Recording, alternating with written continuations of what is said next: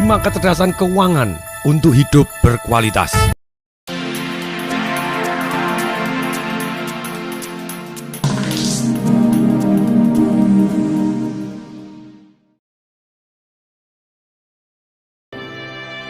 Ketika saya membaca tentang MC Hammer, bagaimana seorang MC Hammer yang tadinya mempunyai koleksi lebih dari 40 mobil, punya pesawat Boeing, dan kemudian bangkrut tidak mempunyai uang. Juga ketika saya membaca artikel tentang Mike Tyson, ketika dia bertinju, dia berhasil mendapatkan uang total 400 juta US atau 4.000 miliar rupiah. Pada waktu umur 42 sudah menyatakan diri bangkrut dan masih hutang 38 juta US atau 380 miliar rupiah. Betul, dia masih mempunyai kekayaan sekitar 6 juta US, aset berupa properti dan lainnya. Hanya kalau dikelopkan dia masih minus 32 juta US. Kemudian bagaimana seorang Michael Jackson? Saya baca di artikel, nggak tahu itu betul atau salah. Ternyata rumahnya dilelang, kebun binatangnya dilelang, dan dikabarkan dia mau bunuh diri. Termasuk rumah orang tuanya dihutangkan 4 juta US dan dia tidak bisa membayar. Total hutangnya 200 juta US. Karena pada dasarnya banyak sekali artis, petinju, seperti misalnya Elias Pikal, yang pada waktu di karirnya sebagai petinju, dia berhasil mendapatkan uang yang sangat banyak, tapi dia tidak berhasil melindungi uangnya, dan akhirnya habis. Nah, di sini, ketika saya belajar dari Robert Kiyosaki, dan kemudian banyak sekali ilmu yang saya pelajarin, salah satunya yang sangat berkesan itu adalah 5 kecerdasan keuangan untuk hidup berkualitas. Kalau Anda kepengen ingat seumur hidup, ikutin gerakan saya. Dengan ikutin gerakan saya, Anda akan belajar jauh lebih cepat. Oke, tangan kanan ke atas, 5 kecerdasan keuangan. Apa? Ulangi kata-katanya.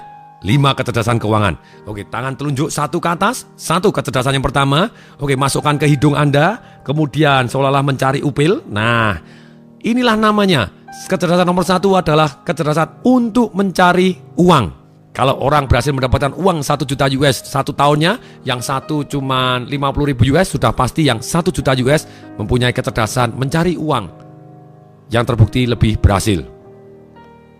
Kemudian yang kedua, tangan dua-dua diangkat ke atas, tunjukkan telunjuk dua-dua, kemudian tunjukkan angka 2 di jari Anda, jari tengah dengan jari telunjuk. Kemudian 2 ini seolah-olah Anda memeluk diri Anda. Tangan kanan menyentuh ke bahu kiri, tangan kiri jarinya menyentuh ke bahu kanan. Yes, ini adalah kecerdasan untuk melindungi uang Anda. Melindungi maksudnya adalah bila Anda secara teks, misalnya yang satu menghasilkan 1 juta US, kemudian bayar teks 500 ribu US, sedangkan yang satu 1 juta US, kemudian dia secara legal dia hanya bayar 20%, berarti yang membayar 20% dia mempunyai kecerdasan untuk melindungi uangnya jauh lebih baik.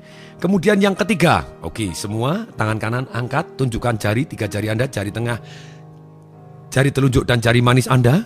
3 adalah kecerdasan untuk mengatur. 3 kecerdasan untuk apa? Mengatur. Ikutin saya. 1 untuk hari tua, 2 untuk cadangan, yang ketiga boleh dihabiskan. Oke, yang ketiga ini adalah kecerdasan untuk mengatur. Sekali lagi, kecerdasan untuk apa? Tolong dijawab. Dengan jawab Anda akan jauh lebih ingat. Kecerdasan untuk mengatur. 1 untuk hari tua, yang kedua untuk cadangan, yang ketiga silahkan mau dihabiskan boleh. Nah, kemudian ini kecerdasan ketiga, mengatur. Orang yang mengatur kecerdasan mengatur keuangan ini, misalnya sama-sama orang dalam kondisi hutang, kalau dia bayarkan semua kekayaannya terhadap hutangnya, dia tidak mempunyai kecerdasan untuk mengatur uang. Dalam kondisi apapun, dalam situasi seperti apapun, harus menyisihkan untuk dirinya sendiri, untuk hari tuanya dia, untuk cadangannya dia, ataupun untuk bayar utang, tetap bayar utang. Bayar utang lebih banyak boleh nggak? Boleh. Sedangkan yang 70% untuk dihabiskan, itu maksimum. Lebih sedikit boleh nggak? Boleh, tergantung berapa besar penghasilan Anda. Inilah orang yang cerdas dalam bidang mengatur keuangan. Dia terus fokus bagaimana dia bisa membuat passive income. Sementara dia membayar hutang, dia bertambah kaya. Tidak habis-habisan, melainkan dia tetap bertambah kaya karena dia terus menyisihkan untuk membuat peternakan uangnya dia. Kemudian kecerdasan yang keempat. Oke, sekarang tunjukkan angka 4, yaitu mulai dari kelingking sampai telunjuk Anda semuanya diangkat. Kemudian bentuklah seperti ungkit, karena kecerdasan 4 adalah kecerdasan untuk mengungkit. Uang kecil menghasilkan uang banyak. Gerakannya bagaimana? Ambil tangan kiri Anda di bawah sikut tangan kanan Anda. dan angka 4 ini turunkan seperti Anda sedang memeluk tangan. Kemudian angkat angka 4 ini tegak lurus. Yes, itulah mengungkit uang. Uang kecil menghasilkan uang banyak. Bahkan tanpa uang bisa menghasilkan uang yang banyak. Ini butuh kecerdasan yang berbeda dengan mengatur uang. Kemudian yang kelima, yaitu tolong angkat tangan kanan 5, semua tangan kanan 5-nya, jarinya 5, jarinya 5. Tangan kanan Anda jari 5 diangkat, tempelkan di telinga, kemudian 5 ditempelkan di atas mata, yang sebelah kiri, tangan kiri di 5 di atas mata. Ini adalah kecerdasan untuk mencari informasi. Opini beda dengan fakta. Fakta adalah angka, ini kecerdasan berpikir seperti yang sudah diajarkan. Kita harus mencari fakta. Di dalam keuangan kita tidak boleh menggunakan satu yang namanya opini. Banyak sekali ketika orang invest, misalnya invest saham, mereka invest ke saham yang namanya saham berbisik. Semakin bisikannya pelan, mereka semakin terangsang untuk mau beli. Menurut si A kelihatannya naik, menurut si B kelihatannya naik. Mereka katanya ini naik loh, katanya bagus loh. Itu adalah opini, angkanya bagaimana, datanya bagaimana. Anda boleh belajar untuk di saham tentang analisa fundamental, itu kembali lagi juga dengan angka. Anda juga bisa belajar technical analysis, itu juga dengan angka, dengan statistik. Atau gapping analysis, itu juga kapan saham tahu-tahu meloncat, kemudian tahu-tahu turun, itu juga berdasarkan angka dan statistik. Ini 5 kecerdasan yang harus kita terus tingkatkan. Di dalam mencari uang, mungkin Anda punya jurus-jurus yang paten, yang selama ini Anda lakukan, yaitu bekerja keras dan bekerja lebih tekun. Sebenarnya kerja keras dan tekun itu adalah cara yang tradisional yang bisa berhasil kalau Anda diiringi dengan kecerdasan yang kedua, yaitu melindungi, dan kecerdasan yang ketiga, yaitu mengatur. Untuk apa, dan untuk apa. Tapi Anda akan kaya sangat luar biasa ketika Anda mempunyai kecerdasan mengungkit. Uang kecil menghasilkan uang banyak. Di saham, uang-uang yang sangat banyak terjadi bukan orang jual beli saham. Mereka menjual saham. Ketika mereka menjual saham, mereka uang kecil bisa menjadi besar sekali. Kemudian di properti, demikian juga. Uang kecil bisa menghasilkan pertumbuhan yang luar biasa karena kita bisa beli hanya dengan uang muka, kemudian sisanya dibantu oleh bank. Misalnya ada 1 miliar, kemudian kita kasih uang muka 200 juta, kemudian utang bank 800 juta. Dan misalnya properti tersebut naik menjadi 1 miliar 100 juta atau naik 10% saja dari nilai propertinya. Sedangkan modal yang kita taruh adalah hanya 200 juta. Akibatnya setahun uang kita naik 50%. Hanya saja apapun yang akan Anda pelajarin selama Anda belum merubah money blueprint Anda tidak akan berubah.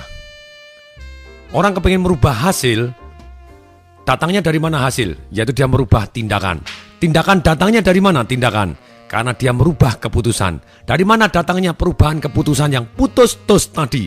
Datangnya adalah dari pikiran dan emosi. Cara berpikir banyak sekali, sedangkan emosi ada 3. Masih ingat Anda? 1 merubah takut jadi berani. Kemudian dari biasa-biasa menjadi komitmen, suka duka dijalanin. Yang ketiga diimani. Ini satu situasi emosi yang membuat kita mengambil keputusan yang putus-tus. Kemudian, tapi banyak sekali orang ketika melakukan deacon proses, yaitu suruh membayangkan suatu hal yang menyengsarakan sekali. Mereka tidak mau membayangkan. Ketika disuruh membayangkan suatu kenikmatan, mereka tidak bisa membayangkan juga, tidak bisa merasakan, tidak bisa mendengarkan. Dan mungkin tidak mau. Mereka pasang sekring seperti rumah kalau kesambar petir, kemudian langsung listriknya mati semua. Dan beberapa saat kemudian ketika dihidupkan, ternyata jalan semua. Banyak orang di dalam menghadapi perubahan ketika dia mempunyai emosi tertentu, ketika mereka mempunyai pemikiran tertentu, mereka memasang satu yang namanya sekring, bahwa dia tidak mau seperti itu. Dengan sekring ini dia tidak terbakar. Padahal kalau kita kepingin merubah sampai ambil keputusan yang putus-tus, emosi kita harus membakar kita. Emosi membakar kita sehingga kita ambil keputusan, yes, hari ini saya juga berubah, sekarang juga berubah. Seperti cara-cara menghapus trauma atau menghapus kebiasaan buruk, harus ada alasan yang sangat kuat. Nah, kenapa mereka kalau walaupun diberitahu alasan sangat kuat juga tidak mau? Karena masih ada satu yang namanya money blueprint atau sukses blueprintnya yang tidak dirubah. Money blueprint dan sukses blueprint ini datangnya dari mana sih? Dari kata-kata yang pernah dia dengar. dari orang-orang yang pernah mereka lihat, dia modeling. Kemudian juga dari trauma-trauma perasaan yang pernah dia alami tentang keuangan. Percuma ketika orang diberikan pengetahuan begitu banyak, mereka tidak akan praktek dan mereka tidak mau merasakan satu kondisi emosi yang harus dirasakan. Karena apa? Karena mereka mempunyai blueprint yang menghambat mereka. Contoh, ketika saya mengadakan seminar Financial Revolution 3 hari. Kemudian di satu sesi untuk tentang money blueprint ini, atau sebetulnya kata yang sudah pernah Anda kenal adalah keyakinan yang ada di dalam hatinya, yang terdiri dari pengalaman-pengalaman masa lalunya dia, apa yang dia dengar, apa yang dia lihat, apa yang dia rasakan. Ternyata ada satu orang yang pegawai negeri, dan kemudian dia ngomong kepada saya, betul Pak, selama ini saya takut sekali bisnis. Walaupun diomongin tidak semua bisnis menakutkan, ada bisnis-bisnis yang bisa menguntungkan. Bahkan tanpa modal pun saya dikasih saham, tetap aja saya takut. Karena saya pernah mendengar, saya pernah melihat, saya pernah trauma Pak pada waktu saya kecil. Waktu kecil papa saya juga pegawai negeri. Dan kemudian dia bisnis, dan ketika dia bisnis dia bangkrut. Ketika bangkrut dia ditipu oleh temannya, dan ketika itu banyak sekali penagih hutang yang datang ke rumah, sampai malam-malam rumah dilemparin batu, dan papa saya sembunyi di bawah kolong, bilang tidak ada, dan dia sembunyi. Dan sejak saat itu saya melihat betapa papa saya takut, dan saya ikut jadi takut. Kemudian papa saya ngomong, nak, kamu jangan bisnis nak, bisnis ya begini berbahaya. Orang tidak bisa dipercaya. Seorang kita yang diuber-uber. Dia mendengar, dia melihat, dan dia merasakan. Lengkap sudahlah. Dia ajarin bisnis seperti apapun. Bisnis tanpa modal, bisnis yang bisa menghasilkan uang banyak. Tetap aja dia tidak akan pernah berani bisnis. Atau satu teman saya yang pada waktu main cash flow game-nya Robert Kiyosaki, dia tidak pernah berani membeli saham sama sekali. Karena pada waktu dia sudah besar, dia diberitahu oleh teman-temannya, saham itu berbahaya loh, saham berbahaya. Dan dia iseng-iseng nekat beli saham dan rontok. Dan dia tidak pernah mau beli lagi. Apa yang dia dengar, apa yang dia lihat, apa yang dia rasakan. Kemudian dia melihat juga banyak orang yang bangkrut karena saham. Dia tidak berani pegang saham sama sekali. Inilah. Padahal banyak sekali orang yang kaya karena saham. Banyak sekali orang yang kaya karena bisnis. Nah, caranya bagaimana? Kita menghapus dan membuat blueprint yang baru. Ada 4 tahap. Tahap yang pertama, kita harus satu yang namanya awareness atau waspada.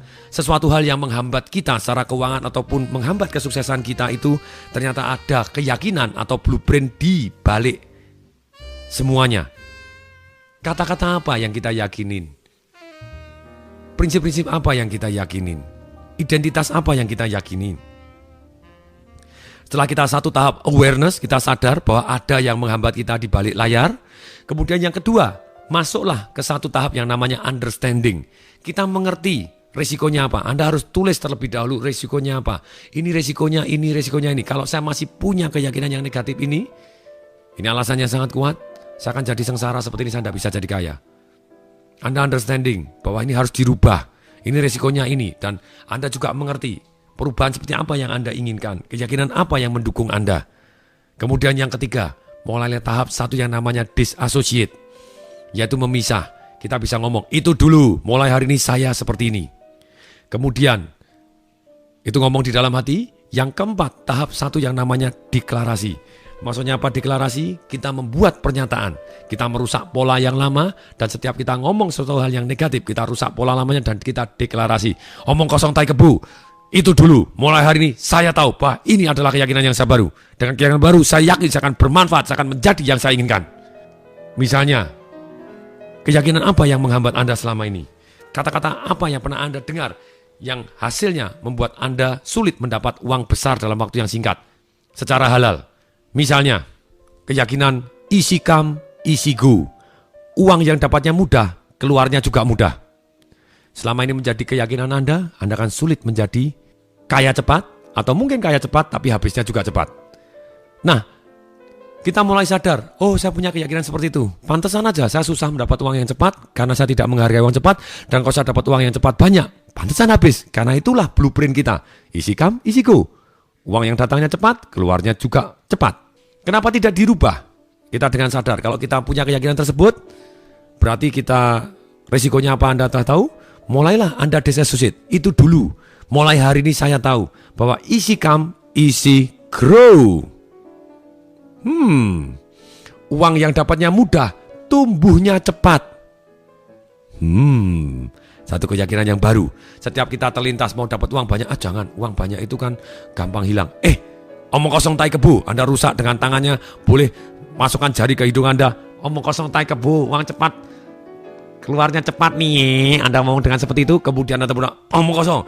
Yang benar adalah, uang yang datangnya cepat, tumbuhnya cepat. Dan itu mendadak jadi blueprint Anda yang baru ketika Anda ulangi. Kita jauh lebih semangat dan kita bisa mendapatkan uang yang cepat dan tumbuh sangat cepat. Demikian juga, kadang ada keyakinan-keyakinan yang seringkali kita anggap positif, tapi sebetulnya negatif. Misalnya, uang banyak, tanggung jawab kita menjadi besar. Semakin kaya, saya semakin tanggung jawabnya semakin besar. Kita harus sadar dulu bahwa seringkali orang takut sekali menerima tanggung jawab yang besar. Sebetulnya, kita harus sadar bahwa kalau uang kita banyak, sebenarnya tanggung jawab kita lebih ringan. Ketika ada saudara butuh, kita bisa bantu dengan lebih ringan. Ketika kita mau nyumbang, kita menyumbang dengan lapang dada dan penuh ikhlas. Kalau uangnya banyak, misalnya kita makan, misalnya kita ketemu teman SMA kita, para tuh makan. Biasanya apa yang jadi kalau uangnya sama-sama sedikit? Kalau makanannya mahal, ya dompetnya mendadak sulit sekali keluar dari kantongnya terlalu sempit, jadi narik dompetnya lambat-lambatan, siapa yang cepat dia yang bayarin, tapi ternyata lambat, gak ada yang keluar-keluar gitu ya. Tapi kalau kita uangnya banyak atau kita kaya, kita ngambil tanggung jawabnya mudah. Saya yang bayar, selesai. Ya atau ya? Inilah. Nah, tugas kita melakukan deklarasi yang sama. Ketika Anda ngalami bagaimana caranya deklarasi, saya ajarkan banyak jurus, tapi sekarang saya akan ajarkan satu jurus tambahan lagi. Misalnya tadi, bahwa uang yang datangnya cepat, tumbuhnya cepat. Itu yang keyakinan kita sekarang. Nah, oke, sekarang berdiri, semua berdiri. Yang di studio juga berdiri. Ayo silakan berdiri, semua berdiri. Pegang tangan di hati Anda. Pegang tangan dua-dua di hati Anda, di jantung Anda, di detak jantung Anda. Ikutin kata saya. Mulai hari ini, saya tahu bahwa orang yang miskin mempunyai keyakinan uang yang datangnya cepat, hilangnya juga cepat. Mulai hari ini saya tahu bahwa saya adalah orang yang kaya. Bagi saya, uang yang datangnya cepat, tumbuhnya cepat. Oleh karena itu, saya pasti kaya. Sudah kaya. Sungguh kaya. Tangan tempel di dahi, ikutin kata saya. Inilah pemikiran triliuner saya. Oke, berikan cos kepada teman yang ada di sebelah kanan dan kiri Anda. Oke, silakan cos. Nah, Anda dahsyat. Oke ya. Nah, inilah caranya Anda melakukan deklarasi seperti itu. Jadi ketika Anda mulai negatif, Anda bisa langsung berdiri. Mulai hari ini saya tahu bahwa itu dulu, mulai hari ini saya begini. Itu orang miskin, orang yang kaya seperti ini. Dan kemudian tertempel ke dahi, inilah pemikiran triliuner saya. Oke, sekarang tiba saatnya ketika Anda sudah memutuskan diri untuk belajar, kenapa tidak kita mulai tulis keyakinan-keyakinan yang menghambat kita selama ini. Kemudian mulai Anda deklarasikan, Anda cut. Kemudian mulai Anda tulis resikonya apa kalau Anda mempunyai keyakinan seperti itu. Dan kemudian Anda mulai disassociate. Itu dulu, mulai hari ini saya punya prinsip seperti ini. Dan setiap Anda ingat, dan Anda bisa pakai jurus yang banyak, rusak pola, tangan masukkan hidung, ataupun Anda bisa berdiri seperti yang saya ajarkan tadi, pegang tangan di hati. No kok, hari ini saya adalah orang yang sangat-sangat kaya. Makanya saya punya prinsip yang seperti ini. Yang prinsip yang baru, kemudian tangan tempel di kepala, inilah pemikiran triliuner saya. Yes. Kasih emosi seperti itu, kasih gerakan, jadi lebih mantap dan lebih powerful. Hasilnya akan jauh lebih fantastik dibanding Anda hanya belajar ilmunya saja. Dan money blueprint-nya tidak dirubah. Nah, sekarang tugasnya, PR Anda tulis minimal 30 kata-kata ataupun keyakinan yang mungkin Anda yakinin atau mungkin hanya pernah Anda dengar. Kemudian dirubah menjadi positif. Dan Anda lakukan cara deklarasi seperti yang saya ajarkan. Berdiri dan pegang di hati. Itu dulu, mulai hari ini saya tahu bahwa saya punya keyakinan yang seperti ini. Oleh karena itu saya yakin saya pasti kaya. Inilah saya orang yang kaya. Kemudian tempel ke dahi. Inilah pemikiran triliuner saya. Yes. Kasih emosi. Sebagai gambaran keyakinan-keyakinan yang menghambat, saya akan bacakan beberapa yang hasil dilakukan di studio di sini. Misalnya, orang yang kaya, anaknya rebutan warisan. Salah, itu anaknya berarti kurang kaya. Kalau anaknya kaya ya nggak bakalan rebutan warisan lah ya. Saya tahu bahwa orang kaya, saking kayanya dia bisa memberikan warisan yang sangat banyak. Orang yang kaya sehingga bisa memberikan warisan yang sangat banyak sehingga anaknya tidak perlu rebutan. Misalnya ada keyakinan orang kaya itu adalah serakah, itu orang kaya yang lain. Saya adalah orang yang kaya yang banyak amal kok. Anda bisa ngomong seperti itu. Kemudian orang harus pelit baru bisa jadi kaya. No, tidak perlu harus pelit kok orang bisa kaya. Kita sosial pun tetap bisa kaya. Buktinya Bill Gates orang yang paling kaya di dunia malah paling sosial. Dia menyumbang yang pernah sumbangan yang paling besar di dunia. Bill Gates dan Warren Buffett orang nomor 1, orang nomor 2 paling kaya. Menyumbang begitu banyaknya. Sampai 30 miliar lebih US dollar. Kemudian misalnya punya keyakinan begini. Orang mati tidak membawa uang, maka tidak perlu cari banyak uang. Hei, kita punya keyakinan itu dulu. Mulai hari ini saya tahu bahwa benar orang mati tidak membawa banyak uang, makanya saya mau meninggalkan warisan yang banyak. Sekarang saya mau tanya kepada Anda jujur. Pilih mana? Anda meninggalkan warisan atau meninggalkan hutang? Kenapa tidak? Gitu ya. Meninggalkan warisan yang banyak. Ini, orang yang kaya cenderung kurang spiritual. Oh ya? Boleh tidak kita memilih orang yang kaya dan spiritual? Kenapa tidak? Itu pilihan kita. Dan itulah, Anda bisa berdiri dan Anda ngomong, orang miskin milih salah satu yang dari sama-sama buruknya. Yang buruk atau lebih buruk, otomatis dia pilih yang buruk. Karena yang kurang buruk, misalnya begini, lebih baik miskin tapi jujur daripada kaya tapi korupsi. Bisa tidak kita kaya dan jujur? Bisa, kenapa kita tidak pilih dua-duanya? Itulah, saya adalah orang yang kaya. Mulai hari ini saya tahu, makanya saya memilih kata-kata dan. Saya milih kaya dan jujur. Saya milih kaya dan keluarganya harmonis. Saya milih kaya dan sehat. Saya milih kaya dan apa, terserah. Anda bisa milih kaya dan. Terus Anda harus tulis, ini adalah PR Anda. Minimal 30 keyakinan Anda yang selama ini pernah Anda dengar pun. Karena dengar itu bisa sangat mempengaruhi bawah sadar kita. Ataupun apalagi yang kita yakini yang menghambat. Anda cari yang positif, yang benarnya. Kemudian Anda deklarasi. Tulis di buku sukses Anda 30 keyakinan yang menghambat Anda untuk menjadi kaya selama ini apa saja. Pasti banyak sekali. Bongkar terus, tulis dan bongkar. Tulis yang menjadi yang lebih positif. Lakukan tugasnya. Pasti bermanfaat. Sampai jumpa di CD berikutnya. Saya Tong Desem Waringin mengucapkan salam dahsyat.